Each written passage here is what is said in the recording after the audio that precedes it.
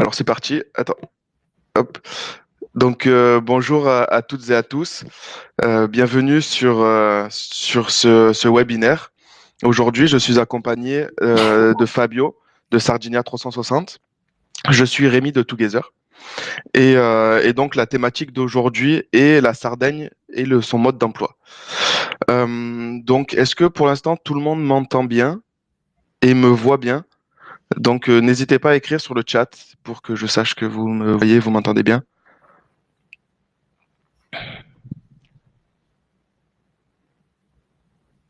Ok, bonjour Roxane, bonjour Yolène.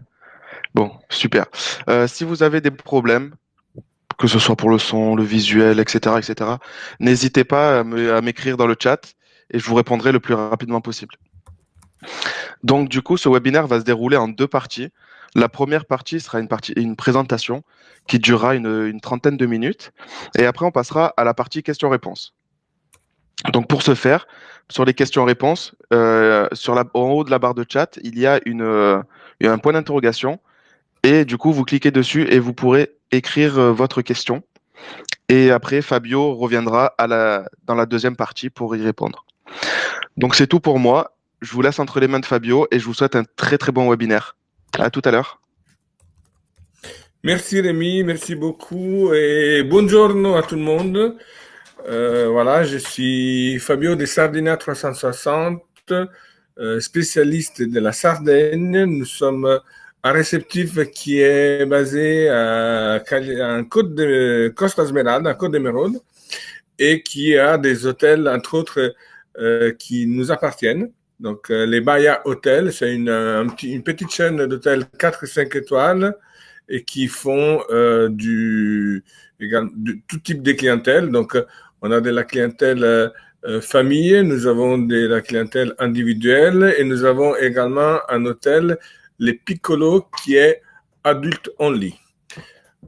La facilité de travailler avec Sardinia 360 est donc que nous avons une parfaite synergie entre nos propres hôtels et les services que nous pouvons présenter un petit peu partout en Sardaigne, dans nos hôtels, mais bien évidemment également dans d'autres hôtels avec qui nous avons des rapports privilégiés et des très bonnes conditions tarifaires. Nous sommes spécialistes sur le sur-mesure, donc nous proposons très souvent des services qui sont taillés vraiment pour vos clients, que ce soit du groupe, que ce soit de l'individuel, des activités, des expériences, comme on aime bien dire de nos jours, et donc des choses souvent un petit peu particulières et inédites qui vont nous permettre de découvrir la Sardaigne d'une manière un peu originale.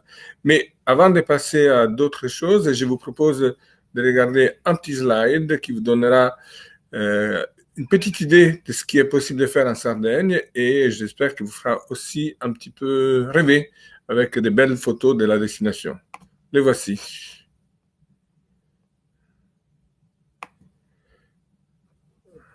Alors,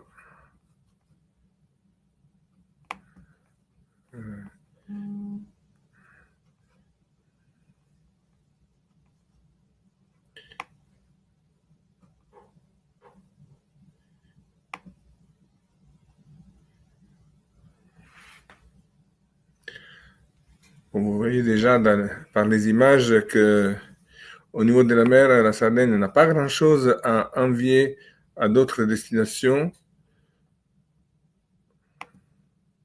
mais c'est également une destination qui est riche d'un point de vue culturel, alors que, notamment sur le marché français, c'est une destination qui est connue principalement pour les côtés balnéaires. Eh bien, à mon avis, c'est quelque chose qu'on peut réévaluer différemment parce que c'est vraiment une destination qui se prête très bien aussi à quelque chose, à des voyages qui sont hors saison. Voilà. Ici, vous avez mon contact sur la France.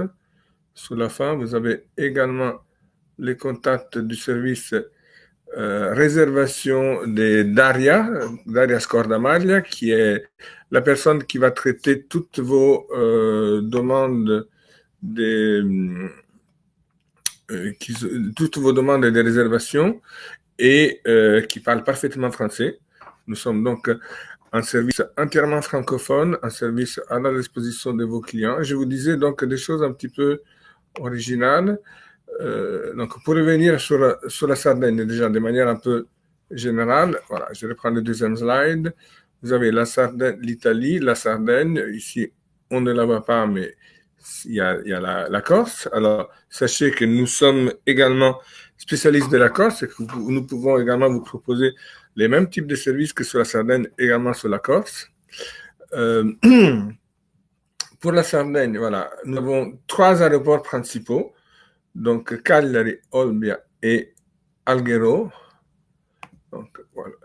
Voilà. Ici, vous avez une carte qui est un petit peu plus ludique et amusante, mais qui peut nous aider aussi à mieux comprendre quelles sont les caractéristiques de chaque coin et de chaque région de la Sardaigne. Donc, pour repositionner les différents aéroports, nous avons Olbia, qui est le principal, qui est ici. Voilà. Et donc, toute cette partie-là, c'est la Costa Smeralda. Donc, la Costa Smeralda, c'est la partie la plus huppée et la plus chic de la Sardaigne. C'est un petit peu Porto Cervo, c'est un peu l'équivalent de Saint-Tropez. Hein. Donc, c'est une station qui est très huppée, très prisée par la jet set internationale. Il y a des hôtels comme le Romazzino, par exemple, qui sont juste splendides et qui ont un niveau de service magnifique. Nos hôtels également sont dans cette partie-là, donc ils ne sont pas très loin de la Costa Smeralda, ils sont même carrément sur la Costa Smeralda. Sur cette partie-là, nous avons aussi l'archipel de la Maddalena que vous voyez ici.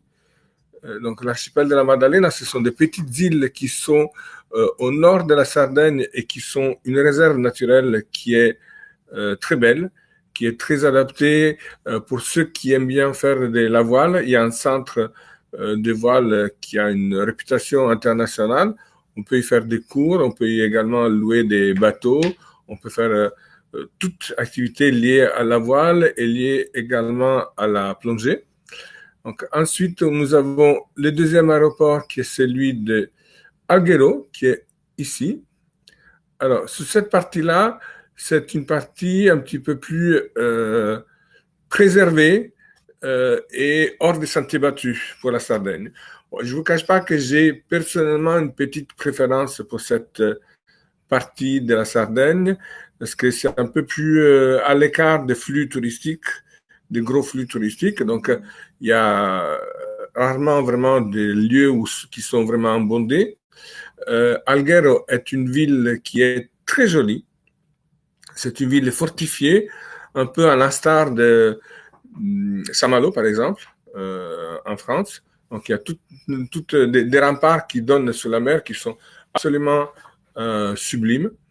Il y a une très belle promenade qu'on peut faire.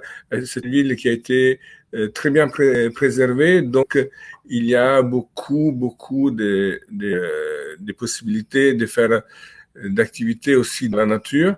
Notamment ici en haut, vous voyez, il y a la Sinara. Donc la Sinara, c'est une île qui était connue jusqu'à dans les années 70 pour être les lieux où il y avait les super pénitenciers de la Zinara. Donc, les pénitenciers de la Zinara, c'était tristement connu parce que c'était là où étaient emprisonnés les terroristes de Brigade Rouge qui ont mis à sac l'Italie dans les années 70 et 80 d'ailleurs.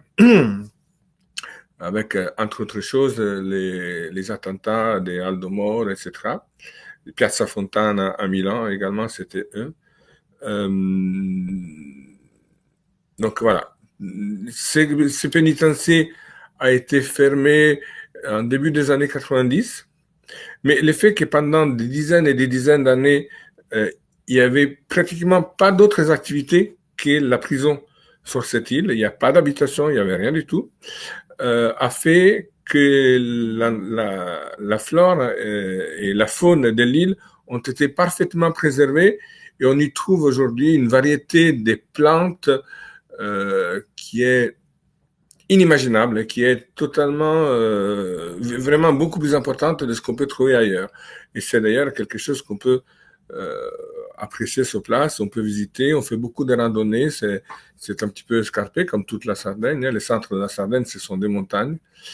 Les pénitenciers est un petit peu à l'abandon, mais il est en train d'être restauré et on peut le visiter néanmoins déjà encore aujourd'hui et se rendre compte dans quoi vivaient ces gens qui étaient vraiment dans des conditions très particulières, avec des cellules très petites, etc. Mais voilà, c'est une trace de l'histoire aussi d'Italie qu'on retrouve. En descendant un petit peu plus bas, donc vers ici, toujours vers Alghero, en allant vers Alghero, il y a les lagons de Stintino. Alors, Stintino, c'est simple. Si vous regardez sur Google Images, vous recherchez Stintino, Stintino. En fait, vous n'avez pas l'impression d'être en Sardaigne, ça donne plutôt des airs de Polynésie. L'eau est d'une couleur turquoise, mais tellement frappante qu'on dirait qu'on a mis un colorant chimique à l'intérieur. C'est vraiment quelque chose de magnifique, de très beau. Donc, on a donc la ville d'Alghero également, qui est ici, je vous disais. Après, on descend un tout petit peu plus bas dans cette partie-là. Donc, il y a la ville de Bosa. Bosa, c'est une ville qui ressemble un peu, pour certains aspects, à Burano, à Venise. Donc, il y a plein de petites maisonnettes de toutes les couleurs qui sont le long d'une fleuve. Ça donne un très joli coup d'œil. Et puis, sur Bosa, il y a, par exemple, d'un point de vue de l'hébergement, quelque chose de très intéressant parce qu'ils ont fait un hôtel éphémère. Donc, un hôtel éphémère, albergo diffuso en italien, c'est quelque chose, c'est un hôtel dans lequel toutes les chambres ne sont pas au même endroit. Donc, vous avez par exemple la réception qui est dans un bâtiment. Dans une autre maison, un petit peu plus loin, vous avez 2 chambres. Dans une autre maison, vous avez 3 autres chambres. Une autre chambre dans une autre maison. Voilà. C'est un petit peu partout comme ça. C'est quelque chose qui plaît beaucoup aux familles aussi, parce que les espaces sont assez grands, sont assez spacieux, et on peut faire pas mal de visites aux alentours qui sont très adaptées aux enfants, et on peut se rendre très facilement sur les plages, parce que même pour pousser jusqu'à Alghero, c'est vraiment 10 minutes, un quart d'heure de voiture. Donc, toute cette partie-là, ensuite, vous avez le Golfo di Oristano, avec cette capo d'orso, cette pierre qui a une tête, on dirait une forme presque d'ours qui plonge dans l'eau, qui est très particulier. Dans la partie intérieure ici, donc vous avez les Nuraghi, c'est la région la plus importante de ce point de vue. Donc les Nuraghi, ce sont ces anciennes constructions typiques de la Sardaigne qu'on retrouve un petit peu partout, mais particulièrement dans cette partie-là. On descend ensuite par ici, à l'île de Sant'Antioco, et puis on arrive enfin sur Cagliari, qui est le chef de lieu, la capitale régionale, qui est une très jolie ville à découvrir également. Le centre historique est très beau. C'est une ville qui est très jeune aussi, dans laquelle on peut faire beaucoup d'activités pour des jeunes qui partent en vacances. Moi, j'ai un fils qui a 20 ans. Il est allé il y a 2 ans avec ses amis. Ils se sont éclatés. Alors, Cagliari n'a pas de plage directement sur la ville. Il y a un port qui est très important. Mais à 10 minutes en bus, on peut se rendre sur les plages du Poetto, qui sont juste à l'extérieur de la ville et qui sont très belles. Et puis, toute cette partie-là, c'est une partie qui est très balnéaire, qui est très intéressante parce que c'est là où il y a beaucoup d'hôtels, beaucoup de resorts aussi, comme le Forte Village qui est par ici. Après, il y a Baia Sardinia, dans lequel il y a également beaucoup d'hôtels et de resorts de toutes sortes. Alors, entre les deux parties, donc la partie nord du côté de Olbia et la partie sud, il y a quand même une certaine différence en termes d'hébergement et d'offres également. La partie nord, ce sont plutôt du club, hein, des villages ou de clubs, et des hôtels de luxe pour la partie su Porto Cervo et la Costa Smeralda. Sur la partie sud, c'est plutôt de l'hôtellerie. Il y a 3 ou 4 resorts également, comme je vous disais, les Fortes Villages, qui est quand même probablement le plus luxueux et le plus beau de toute l'île. Mais sinon, c'est plutôt des hôtels qui ont également des activités, mais qui ne sont pas clubs. Hein, donc, c'est pas tout à fait la même formule. Ce sont plutôt des hôtels avec des activités que du club proprement dit. Donc, et c'est probablement une partie qui est adaptée, à mon avis, à des familles qui ont également des enfants, mais qui veulent peut-être un peu plus de tranquillité. Ici, surtout pendant la saison, c'est vraiment quelque chose qui a, il y a vraiment beaucoup de monde. Alors, la chose intéressante aussi concernant cette partie-là, c'est aussi que, étant donné que les vols sur Alghero et les vols sur Olbia sont souvent saisonniers, alors que sur Cagliari, il y a des vols de façon un petit peu plus régulière et sur une période plus longue, que ce soit des vols directs, que ce soit avec un toucher à Rome, par exemple. L'Italien fait du Paris-Cagliari via Rome avec un changement qui est très rapide et qui est assez facile. Donc, voilà. De ce fait, la saisonnalité sur cette partie-là est un petit peu plus longue. De cette partie-là, il y a aussi la partie centrale, donc ici, du côté de Orosei, du côté aussi de Arbatax. Donc, Arbatax, on a également un resort que certains d'entre vous connaissent peut-être, l'Arbatax Resort. Mais il y a également de la belle hôtellerie et notamment dans la Barbagia, dans cette partie-là de la Sardaigne, un peu plus dans les terres. Il y a des hôtels comme les Sugologone, par exemple, qui est un hôtel très particulier. On appelle ça, ils se définissent eux-mêmes un hôtel d'expérience. C'est au milieu de nulle part, au milieu de la forêt, dans un lieu absolument magnifique. Ils sont à une trentaine de minutes de voiture de la plage, 20-30 minutes de voiture de la plage. Donc, pour des gens qui veulent aller également à la mer, ils peuvent y aller facilement aussi.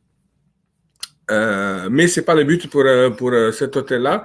C'est un hôtel qui a reproduit des ateliers des anciens métiers, donc on peut faire beaucoup de choses. Il y a même des chambres qui ont été conçues et structurées pour des peintres ou pour des gens qui aiment bien faire de la peinture.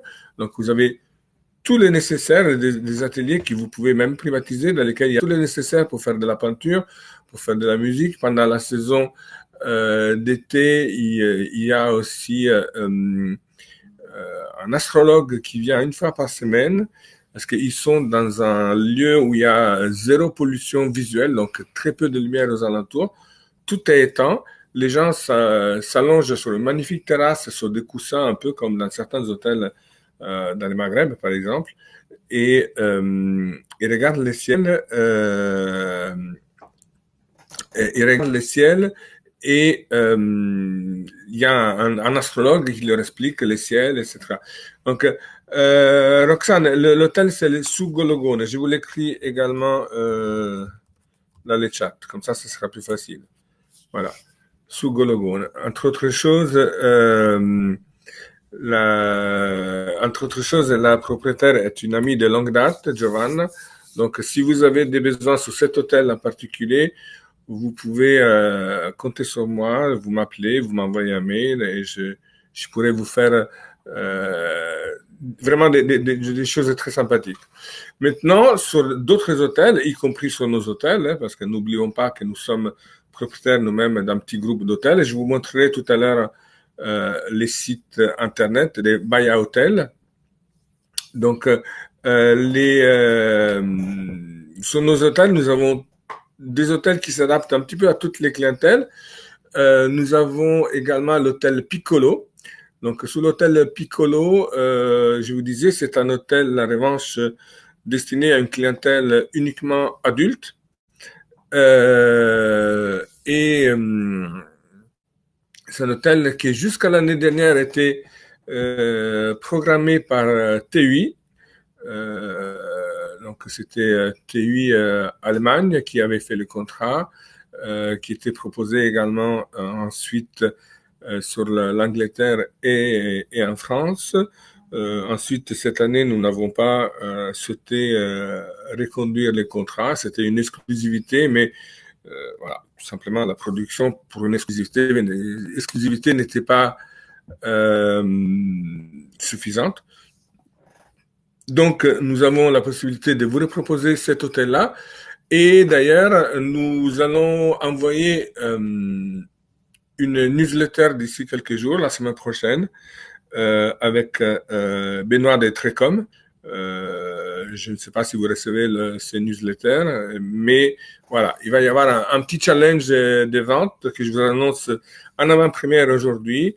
C'est-à-dire que sur cet hôtel, sur toutes les agences que auront fait ne serait-ce qu'un petit dossier, il y aura un tirage au sort pour 2 séjours pour 2 personnes dans cet hôtel. Voilà. Donc, je vous suggère de vous y pencher. C'est un hôtel qui vaut vraiment la peine. Allez jeter un coup d'œil au site internet. Je vous les montrerai tout à l'heure. Donc, pour revenir aussi sur les activités, nous avons la possibilité de faire des cours de voile, des possibilités de faire des cours de plongée, de faire de la plongée tout court également pour ceux qui n'ont pas besoin de cours. Et nous avons un produit que j'affectionne particulièrement, qui fera l'objet aussi de la newsletter de la semaine prochaine, qui est yoga et voile. Donc, nous avons 4 dates sur Angers, francophone également, pas que, mais aussi francophone. Donc, les gens vont être hébergés pendant une semaine à bord d'un magnifique bateau à voile. Ce sont des bateaux qui tiennent maximum 14 personnes, donc ce sont vraiment des petites unités.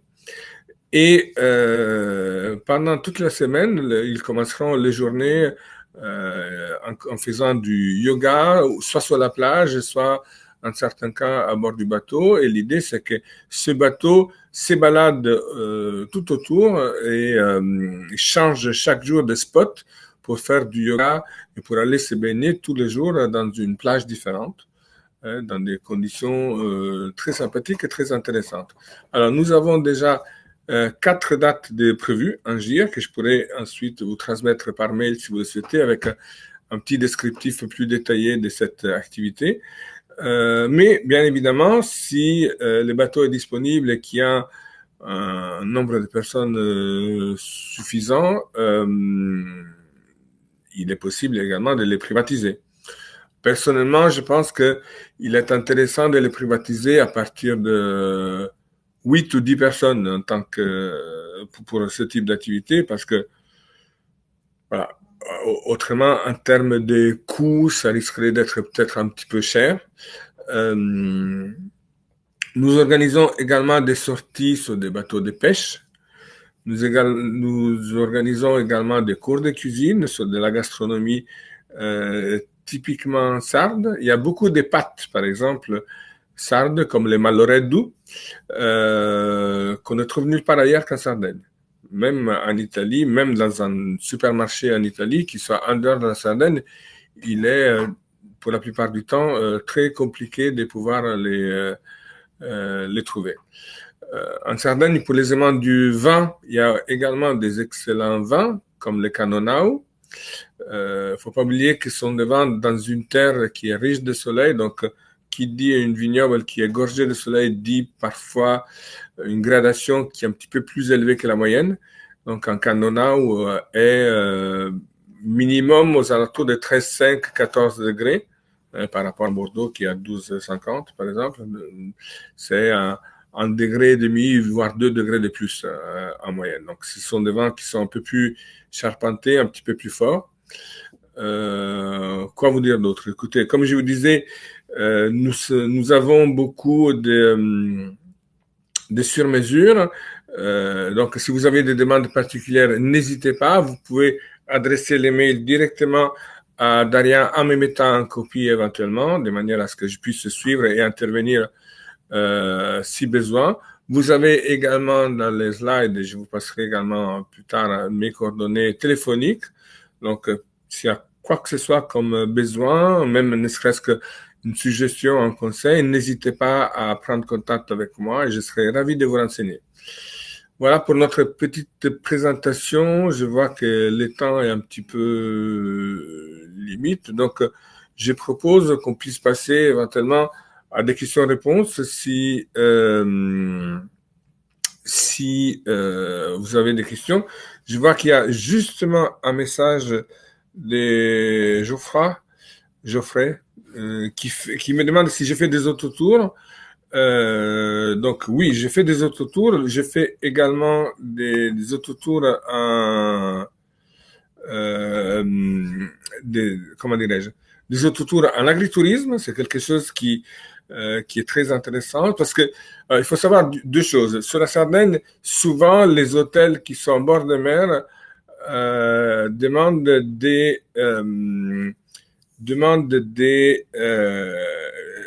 en pleine saison des séjours minimum. Euh, et parfois, pour les autotours, à certains endroits, ce sont des hôtels qui sont un petit peu plus dans les terres. Nous avons également des instructeurs de randonnée. Je vois Nathalie. Ciao Nathalie, on se connaît depuis longtemps. Qui me demande si j'ai fait de la randonnée sur 4 ou 5 jours Sardaigne et Corse. On fait des randonnées de 4 ou 5 jours. Alors, sur 4 ou 5 jours, en revanche, personnellement, je ferai ou la Sardaigne ou la Corse, de manière à ce que faire les deux en 4 ou 5 jours, ne serait-ce que après, avec les bateaux ou les transports d'un côté et de l'autre, ça risque de prendre un petit peu de temps, mais on peut faire de la randonnée, que ce soit en randonnée libre, donc en vous donnant juste les hébergements et les parcours à suivre, ou bien en randonnée accompagnée, si vous avez des gens qui souhaitent être un petit peu plus encadrés. Je vous propose pour l'instant de vous passer une petite vidéo qui va vous faire rêver encore un petit peu davantage et puis on reprendra les questions-réponses si vous êtes d'accord. Rémi, si tu veux bien, je te laisse passer la vidéo. Merci.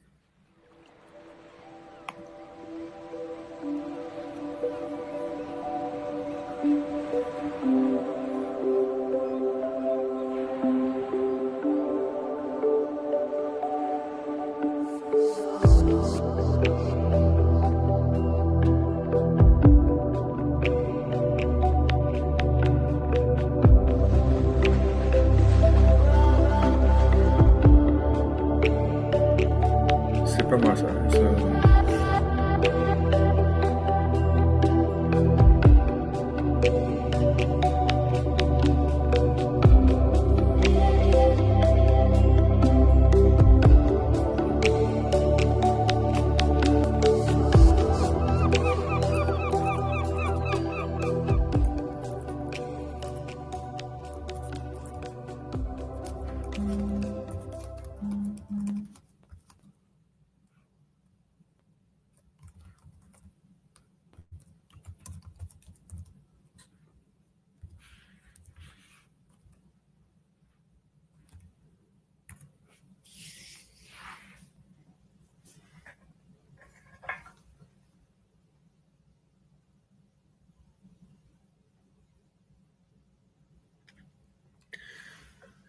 Voilà, la vidéo est passée à nouveau. Si vous avez des questions, je vais vous montrer également notre site internet que voici.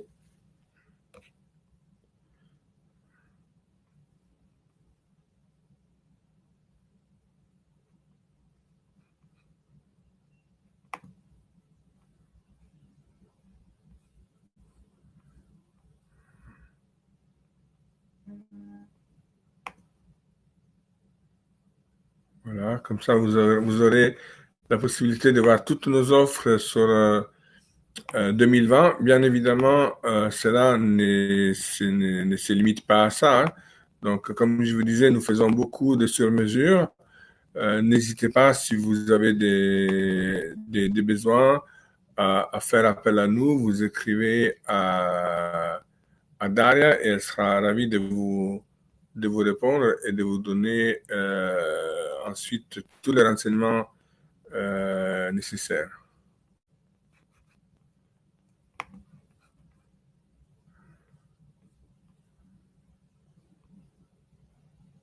Alors,